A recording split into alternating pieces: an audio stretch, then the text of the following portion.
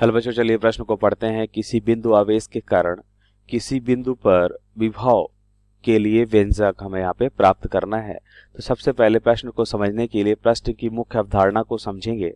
मुख्य अवधारणा क्या देखेंगे? मुख्य अवधारणा देखेंगे। तो यहाँ पे पहले हम समझते हैं कि विभव, किसी बिंदु के लिए विभव क्या होता है। तो यहाँ पे हम लिखेंगे विभव को यहाँ पे समझते हैं। तो अगर हम क्या करें कि एकांक धनावेश को अनंत से विद्युत क्षेत्र के किसी बिंदु तक लाने में बाह्य बल द्वारा हमें जो कार्य करना होता है वो क्या कहलाता है? उस बिंदु का विभव कहलाता है। यह पहले हम लिखते हैं, इसे फिर समझते हैं। एकांक धनावेश को हम क्या करते हैं? एकांक धनावेश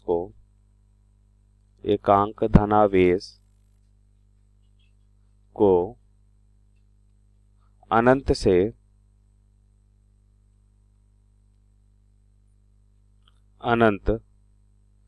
से विद्युत क्षेत्र के किसी बिंदु पर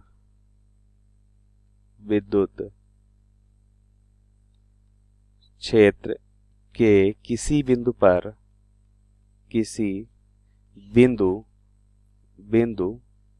पर लाने में बाह्य बल द्वारा हमें जितना कार्य करना पड़ता है, बाह्य बल द्वारा लाने में जितना कार्य करना पड़ता है,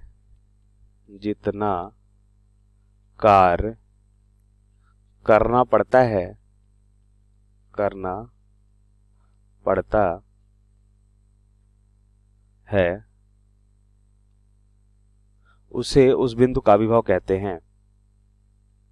उसे उस बिंदु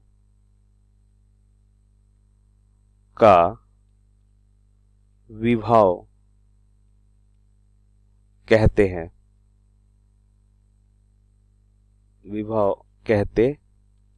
हैं। अगर हम यहाँ पे देखें कि कोई विद्युत क्षेत्र, मान लेते कोई आवेश Q है, इसे हम क्या करते हैं? अनंत से, मान लेते एकांक आवेश Q0 है, अनंत से इसे बिंदु P तक लाने में हमें बाह्य बल द्वारा जो कार्य करना पड़ता है, बाह्य बल द्वारा हमें मान लेते हैं W एक्सटर्नल, ये बाह्य बल द्वारा किया गया कार्य हो जाएगा। तो यह इस बिंदु पे विभव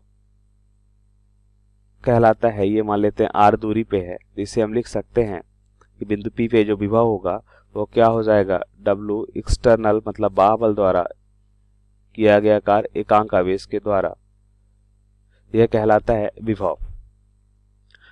अब हम इस व्यंजक को सिद्ध करते हैं, यह व्यंजक को प्राप्त करते हैं। तो प्रश्नानुसार अब उत्तर को समझे। तो ध्यान से देखिए, अभी हम इस डायग्राम को फिर से बनाते हैं कि अगर ये आवेश Q है, इससे हम R दूरी पे एक बिंदु P लेते हैं। अब P पे हमें विद्युत विभव बताना है, तो हम क्या करेंगे? एकांक आवेश को हम क्या करते हैं? एकांक आवेश Q0 जो अनंत पे है, तो उसे हम क्या करते हैं? यदि हम ऐसा करें कि यदि इसे हम ले जाते हैं P से अनंत तक, तो हम कह सकते हैं कि इस स्थिति में जो कार्य होगा वो क्या हो जाएगा? अगर हम ऐसा देखें, यहाँ पे W P से अनंत तक जाने में किया गया कार्य बराबर माइनस विपरीत हो जाएगा किसके? अनंत से P तक आने में। ठीक है, तो हम ऐसा करते हैं, P से अनंत तक निकालते हैं, उसके बाद क्या करेंगे? उसे माइनस कर देंगे। तो Q से P तक आने में भी हमें उतना ही कार्य करना होगा।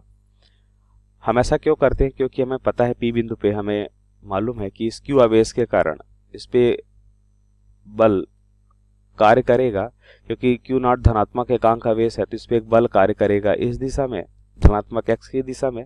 अब वह बल क्या हो जाएगा? यह बल हो जाएगा जो विद्युत बल Q0 बाई आर स्क्वायर। अब हम क्या करते हैं, हम बाह्य बल द्वारा किया गया कार्य निकालेंगे। तो हम क्या करते हैं, इसके विपरीत दिशा में जो यह बल है, इसके विपरीत दिशा में हम क्या करते हैं, एफ एक्सटर्नल या बाह्य बल लगाते हैं। इस पे एफ एक्सटर्नल बल लगाएंगे। अब क्या होगा, हम यहाँ पे कितना बल लगाते हैं, हम जो बल लगा रहे हैं इसी विद्युत बल के बराबर होगा, या एफ ई से लिखते हैं। तो यहाँ पे हम कह सकते हैं स्थैतिक विद्युत बल के बराबर हम यहाँ पे क्या लगाएंगे, बल लगाएंगे। और हम कह सकते हैं कि या तो इससे बहुत कम होगा, ताकि क्या करें, ये P से अनंत तक जा सके, या लगभग बराबर हम बल लगाते हैं। तो क्या होता है, ये P से Q तक एक बार अगर हम धक्का देते हैं तो P से Q तक क्या करेगा, ये बहुत मंद गति से P से Q तक जाएगा। तो हम मान लेते हैं कि किसी भी स्थिति में अगर ये dr दूरी तय करता है तो हम कार्य निकाल सकते हैं। यदि यह कितनी दूरी तय करता है, dr दूरी तय करता है, तो कार्य क्या हो जाएगा, यहाँ पे हम लिखते हैं W एक्सटर्नल। तो पहले तो हम छोटा सा वर्क निकालेंगे, इस पे छोटा सा कार्य निकालते हैं। तो यह हो जाएगा F इंटू dx। ठीक है, अब यहाँ पे F एक्सटर्नल वाला ले रहे हैं हम, क्योंकि बाह्य बल द्वारा हमें किया गया कार्य निकालना है। तो F इंटू dr ये हो जाएगा। और इसे हम क्या करते हैं, समाकलन करते हैं तो हमें संपूर्ण वर्क मिल जाएगा। और समाकलन कहाँ से करते हैं, ध्यान से देखिए, इस P से Q, इसका मतलब P कितनी दूरी पे, R दूरी पे है, तो R से अनंत दूरी तक हम इसका समाकलन करते हैं। तो R से अनंत दूरी तक इसका हमने समाकलन किया तो हमें कुल कार्य मान लेते हैं W मिल रहा है। और W एक्सटर्नल वर्क होगा, ये बाह्य कार्य होगा ये। अब यहाँ पे F एक्सटर्नल हमें मालूम है कितना है, यह मालूम है कि F बाह्य बल द्वारा किया गया कार्य यह है K एक नियतांक है, K Q not by R square into dr, और इसको हमने समाकलन किया R से अनंत तक। तो ये हो जाएगा W बाह्य बल द्वारा किया गया कार्य बराबर, अब जो राशि नियतांक है उन्हें हम बाहर करते हैं, K Q not by R, K Q not ये नियतांक है, R तो यहाँ पे बदल रहा है dr के साथ, इसका मतलब R बटा R स्क्वायर, और ये हो जाएगा R से अनंत तक। अब देखिए यहाँ पे हम लिख सकते हैं W एक्सटर्नल या बाह्य बल द्वारा किया गया कार्य बराबर हो जाएगा K Q नॉट। अब इसे हम क्या लिख सकते हैं, 1 बटा R स्क्वायर को हम लिख सकते हैं माइनस 1 बटा R होगा ये। अब यहाँ पे हम लिमिट करते हैं R से अनंत तक। ठीक है, इसको हम कैसे लिखेंगे, देखिए हम जानते हैं x की घात n, और dx को हम क्या लिख सकते हैं, x की पावर n प्लस 1 बटा n प्लस 1, यह सूत्र का उपयोग करेंगे। तो r को हम r की घात -2 लिख सकते हैं। तो n का मान यहाँ पे क्या हो जाएगा, n का मान हो जाएगा -2 हो जाएगा। ठीक है, इसको हम अलग करके लिखें तो n का मान यहाँ पे क्या हो जाएगा, n का मान हो जाएगा -2। -2 लिखेंगे तो -2 प्लस 1 -1 हो जाएगा। तो r की घात -1, और यहाँ पे क्या हो जाएगा -1, तो माइनस ये बाहर की ओर आ गया, और r की घात -1 को 1 बटा r लिख सकते हैं। उसके बाद हमने यहाँ पे लिमिट रख दी। अब ध्यान से देखिए, इसे हम क्या लिखेंगे, नेक्स्ट स्टेप में हम लिख सकते हैं W बाह्य बल द्वारा किया गया कार्य हो जाएगा K Q नॉट, और हम लिमिट करते हैं, माइनस को बाहर कर लेते हैं अभी, 1 बटा R, तो अपर लिमिट अनंत है, तो 1 बटा अनंत माइनस 1 बटा R, ये हमने लिमिट रखा है। यहाँ से ध्यान से देखिए, अनंत upper limit minus lower limit, तो ये हो जाएगा W बाह्य बल द्वारा किया गया कार्य बराबर हो जाएगा माइनस K Q नॉट, और 1 बटा अनंत 0 होता है, तो हमें मिलेगा -1 बटा R। यहाँ पे हमने एक मिस्टेक की है, उसको समझिए। देखिए यहाँ पे हमने क्या लिखा है, कार्य देखिए हमने क्या लिखा है, इंटू कॉस थीटा भी होता है। थीटा यहाँ पे क्या हो जाएगा, 180 होगा, क्योंकि आप ध्यान से देखिए बल हमारा बाह्य बल द्वारा किया गया कार्य इस दिशा में है और विस्थापन हमारा इस दिशा में है, तो इनके बीच का कोण कितना होगा, 180 डिग्री होगा। तो यहाँ पे cos 180 रखेंगे तो cos 180 का मान होता है माइनस, तो एक माइनस यहाँ पे पहले से भी रहेगा। ठीक है, ओके, तो ये माइनस पहले से है तो ये प्लस हो जाएगा, ये भी प्लस होगा। अब ध्यान से देखिए, हमें बाह्य बल द्वारा किया गया कार्य क्या मिलेगा, K Q नॉट। अब -1/r हो जाएगा। तो अब देखिए ये हमने निकाला है कहाँ से कहाँ तक कार्य है ये p से अनंत तक है। तो हमने अनंत से देखा p तक लाने में किया गया कार्य निकालना है। तो अनंत से p तक लाने में किया गया कार्य माइनस ऑफ क्या हो जाएगा, p से q तक लाने में किए गए कार्य के बराबर होगा। ठीक है, p से q तक, p से अनंत तक लाने में किए गए कार्य के ही बराबर होगा। अब हम क्या करते हैं, हम यहाँ पे लिख सकते हैं कि W एक्सटर्नल वर्क हमें मिल चुका है कहाँ से, अनंत से p तक लाने में।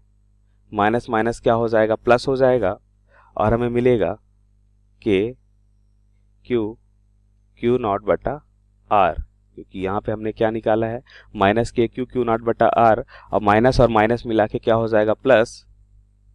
तो यहाँ से हमने देखा कि बाहुबल द्वारा हमें अनंत से p तक आने में कार्य मिल चुका है। तो विभव की बात कर लेते हैं। जैसा कि हमने मुख्य अवधारणा में देखा कि विभव p बिंदु पे क्या होगा, अनंत से p तक लाने में बाहुबल द्वारा किया गया कार्य एकांक आवेश के द्वारा जो किया गया कार्य होता है वह p बिंदु पे विभव के बराबर होता है। तो एकांक आवेश q नॉट, और ये हो जाएगा k q नॉट बटा r। ये इसको हम ऐसे लिख लें, k q नॉट बटा r बटा q नॉट। ये हमने मुख्य अवधारणा में देखा। ये हमने कहाँ से लिखा है, Vp बराबर हमने देखा कि बाहुबल द्वारा किया गया कार्य एकांक आवेश के द्वारा बाहुबल द्वारा किया गया कार्य किसी बिंदु पे या उस बिंदु पे विभव के बराबर होता है, और यह अनंत से p तक लाने में किए गए कार्य के बराबर है। तो इस सूत्र का हमने उपयोग किया है। तो यहाँ से देखिए q नॉट से q नॉट यहाँ पे कैंसल हो जाएगा। अब बिंदु p पे विभव में क्या मिलेगा, k q बटा r। तो ये हमारा क्या हो जाएगा, व्यंजक हो जाएगा जो हमें यहाँ पे सिद्ध करना था। तो दिए गए मुख्य अवधारणा के अनुसार, या हमने मुख्य अवधारणा के अनुसार व्यंजक को प्राप्त कर लिया है। आशा करते हैं आपको समझ आया होगा। धन्यवाद।